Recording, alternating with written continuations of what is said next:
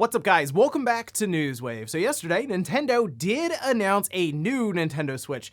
Just wasn't exactly the system people were expecting after all the talk with Nintendo privating some of those videos, but we'll go over this new edition of the Switch here today. Also, we are going to be talking about God of War Ragnarok. Sony has finally dropped the release date for it, as well as some pretty good-looking special editions. And we're also going to be talking about another delay in gaming. This one, though, actually makes a lot of sense. Guys, if you enjoy these videos, make sure you hit that like button, helps out a ton. And if you're new here to the Spawnwave channel, make sure you subscribe down below. And we're gonna start today with a new game that's been added to Nintendo Switch Online game trials, this being Mario Rabbids Kingdom Battle. I think it makes a ton of sense, and we can see this posted up over on Nintendo.com saying, try the latest game trial, Mario plus Rabbids Kingdom Battle. That would be from July 6th, so it's already running until July 12th, basically at midnight. You can download it, try it out, see what you think. Obviously, we have Sparks of Hope coming up in October, so hey, you can download Kingdom Battle, and the game itself is, if you just want to play through it, roughly 20 hours from what I remembered. I think that's how long it's going to be, around that, to get through it, but then there was still other stuff to do, so it'd probably be maybe double that even to complete everything. Basically, I'm saying if you want to try it out, you can probably run through it in a week and get the full experience, and at the very least see if you enjoy this kind of a game from this Nintendo Ubisoft collaboration with Mario and the Rabbids. The gameplay, and then also the characters to see if they click with you. I enjoyed the game, I'm completely recommending it, and to be honest, the game itself has been cheap for a while. It's consistently on sale for $15, even $10, but definitely check this one out as we are moving towards Sparks of Hope releasing here soon. Also, we did get a release date for Valkyrie Elysium. There was a full trailer that was posted up by Square Enix, and the game itself looked a lot better here than it did during that state of play. Anyway, the release dates, there are two of them because remember, it's coming out on PlayStation and on PC. On PlayStation 5 and PlayStation 4, the game will be coming out September 29th, and it will be coming to PC through Steam on November 11th. They will have a digital deluxe edition at $75, which has an interesting addition. You'll also be able to have 72-hour early access, which we've seen from time to time with some of these releases, but it will include, addition to the full game, a digital copy of Valkyrie Profile Lenneth. This was the game from PSP. I believe it was the port of the first Valkyrie Profile game. Anyway, if you don't want to get that digital deluxe edition and you just want the regular one, you can also buy Valkyrie Profile Lenneth separately when everything releases here on the 29th with PlayStation. So I'm actually looking forward to this more now after seeing that recent trailer as opposed to the one during that state of play. Things are looking pretty good here for Square Enix. They have a lot of releases actually hitting as we head through the next next year, really going up to the end of this year, and then also in the next year with Forspoken and now Final Fantasy 16, of course, lining up maybe the first half of 2023, but definitely Valkyrie Elysium looking pretty good. Oh, and a little while ago, people noticed that the Wii and the DSi eShop for downloading your games was just offline. That being you able to re-download your purchases, not make new ones, and it appears that it just randomly popped back up. We can see this post up over on Twitter from Oatmeal Dome saying the Wii Shop channel and the Wii Update servers are back online. The servers went down on March 16th of this year, which means it took around 4 months for Nintendo to bring them back online. Hopefully they stay around for a while. Little screenshot here of that working, but the thing that's interesting is Nintendo never commented on this. It was just down for, as Oatmeal Dome is mentioning, about 4 months, and then just randomly popped back up. So I guess it's back now. You can go try to re-download your different purchases there, but it does show us that the drawbacks of that digital future where randomly the servers go down, and then I guess the company like Nintendo in this case will get to it when they can. And guys, with some of the quick news out of the way, let's get into the bigger stuff. Let's start right away with the new Nintendo Switch that was announced yesterday morning. This one being a Switch OLED that's themed around Splatoon 3. There was a trailer that was released on Twitter, as well as a ton of screenshots and other accessories to go along with Splatoon's release in September, which we can see some of the video here. The thing with this Switch that I really like, I mean, they went all out. Everything is designed here with the Splatoon 3 theming. You have the dock with the splat on the front of it, all of the etchings around it with some pretty cool looking art. The part that I really like that sticks out to me completely are the Joy-Con controllers. I think they'll be sold separately in Japan. So if you want just the Joy-Cons, you'll probably have to import these if you're outside of Japan. But the gradient look is really cool, and I hope Nintendo has plans to continue that forward, because Nintendo should be celebrating their releases more than they have, and even something as simple as really cool looking Joy-Con controllers like these, it would be nice to have alongside of maybe your favorite franchise. So in this case, we have like blue having this gradient to purple, and then on the other side, yellow to green with a bunch of etchings and artwork underneath. And then the back of it is like all white to go along with that dock. We also have a Pro controller where one side is blue with the grip, the other one is yellow. And then we have kind of the etching on the body of the controller, the front and the back shells.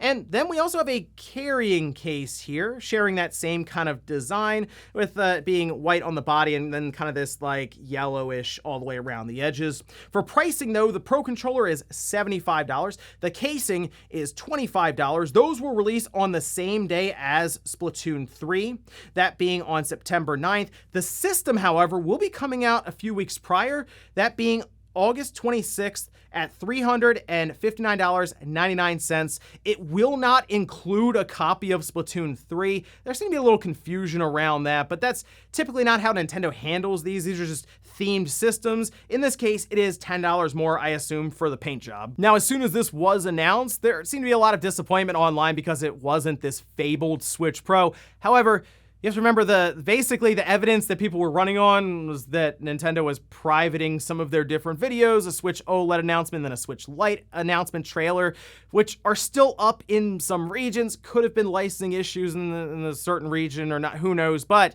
it's all led apparently to this Splatoon 3 themed OLED, which I do think if you skipped out on the initial OLED release and you're a big fan of Splatoon 3, you might want to look into this. I think the design is pretty good.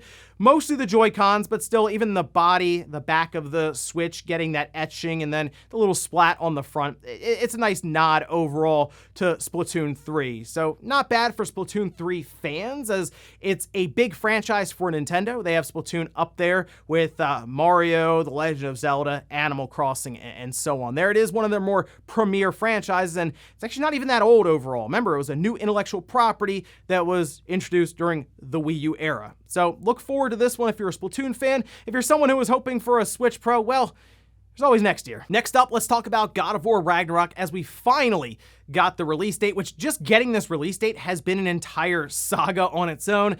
But after they released this cinematic trailer, we now know the game is coming out November 9th.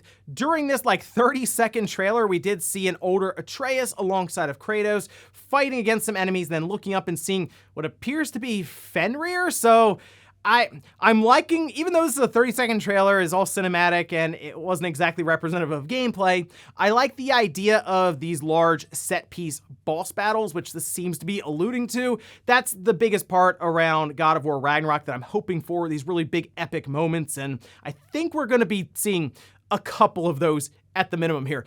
But the game itself coming out on November 9th means it's coming out on a Wednesday. Seemed to confuse some people at first, but we can see this tweet from Sony Santa Monica, who makes this a bit more clear. November 9th equals Wednesday equals Odin's Day. Coincidence? So I almost wonder if this, I don't want to say it was one of the reasons that they had to push back the reveal for the release date when they were going to do that in a trailer.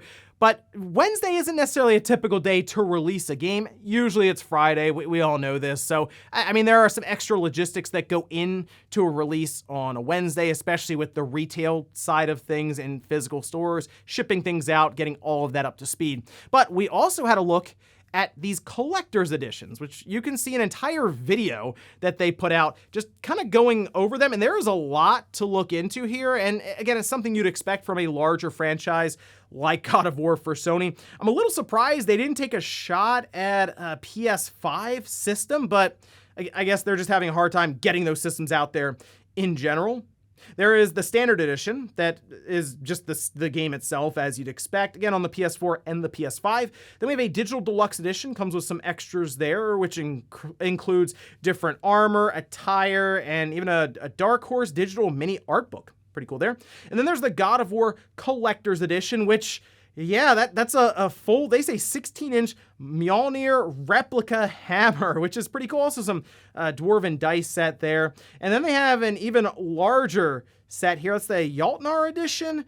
Yeah, you can go all out with the collector's editions around God of War Ragnarok. The only disappointing thing about these larger collector's edition, at least to me, is that it just comes with a digital copy of the game. There's no physical copy, PS4 or PS5, in either of these larger editions.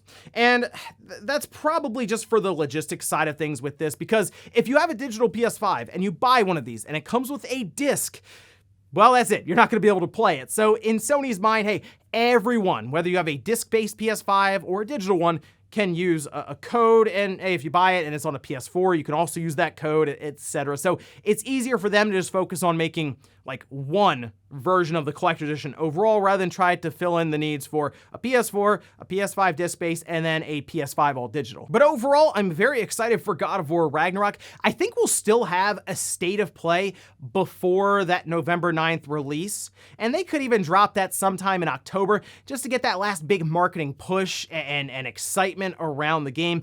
It sounds like there is a lot to this game that we haven't seen yet, and that they went like big time with the sequel for God of War 2018. So I'm looking forward to hearing more about this as we head towards its November release. It's also very good that they were able to get it into this year, because I didn't want to wait too much longer to play the sequel to what was my favorite game on the PlayStation 4. So definitely looking forward to November 9th for God of War Ragnarok. Next up, let's talk about Monster Hunter Rise and Monster Hunter Rise Sunbreak, specifically sales for this game. Now, if you remember, Monster Hunter Rise came out originally exclusively on the Switch, and it did extremely well right out of the gate just on that one platform. Well, now we have some updated sales figures around the base game, as well as that new Sunbreak expansion that had released like a week or so ago. Take a look at this over on Gematsu. They say Monster Hunter Rise Sunbreak expansion shipments and digital sales top 2 million.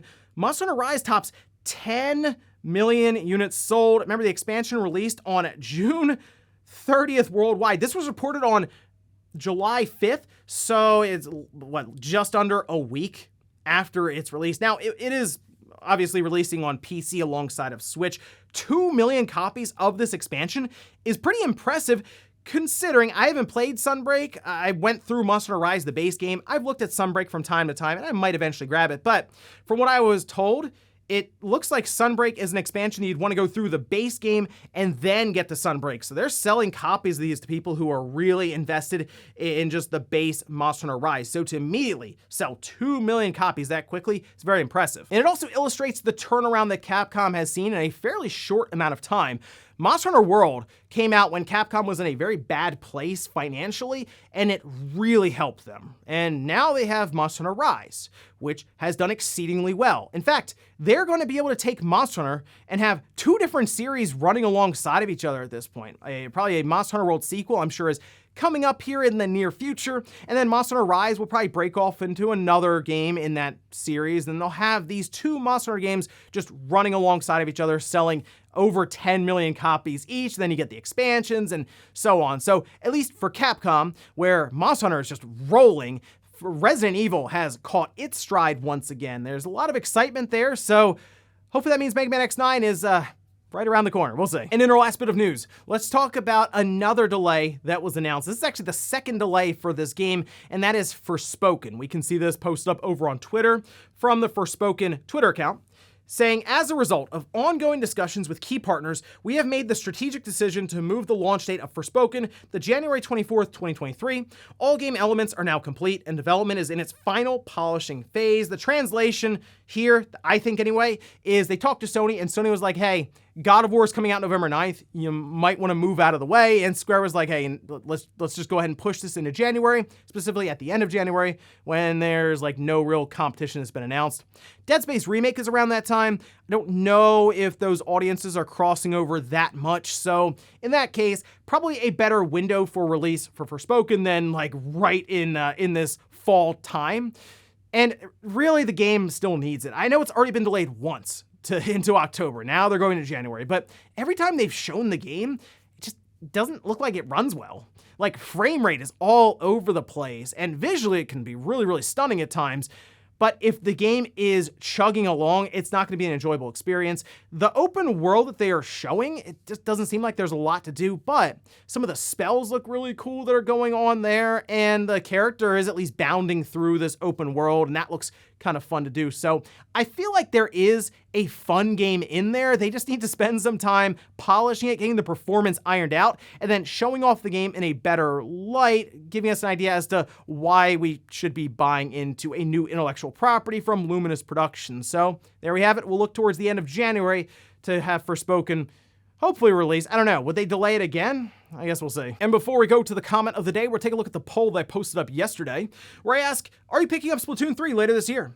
18% said yes, I'm getting it day one or ASAP. 22% said yes, but probably later if there's a sale, which, well, it's Nintendo, so we'll see. And then 60% just said, no, I'm not interested. I do think Splatoon 3 is going to do very, very well for Nintendo. I have seen people at times bring up online that I think there was one tweet from like Kit going around, like it just doesn't look that different from Splatoon 2. I still feel like there is something that's not being shown here, maybe with the single player, which seemed like they were kind of focusing on that with the initial trailer. And since then, we've just seen a lot of stuff that I feel like big time Splatoon fans can see the differences, but I understand if you're just a casual player, maybe of Splatoon or just in games in general, you might look at that and say it does look a lot like Splatoon 2 for the most part. But hey, they still have some time. I could see there being an entire Nintendo Direct that's just dedicated around Splatoon 3 so they can show it off a bit more ahead of release. And we'll finish up with the comment of the day as you're seeing here.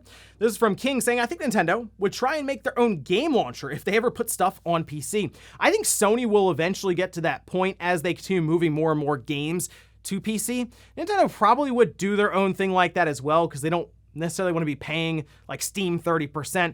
I still believe things would have to be completely different in like 10 or 15 years to where consoles are just unnecessary for Nintendo to even think about moving like their next big Mario or Legend of Zelda game to PC. But I feel like Nintendo could look to some of their back catalog and maybe do this like big monthly subscription service, kind of like what they're doing with NSO, but more built out, like a retro catalog that they would give people on PC access to playing on their own systems.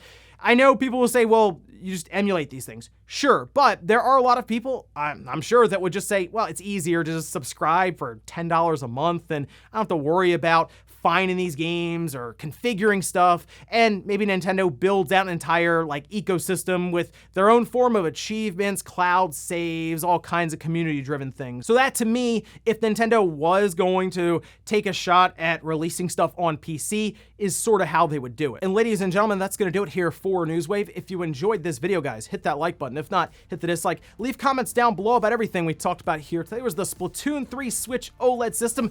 Are you picking that up, or maybe the Pro Controller or the carrying case? And then what about God of War Ragnarok coming out November 9th? Are you excited to pick it up? Thanks guys for watching, and I'll see you next time.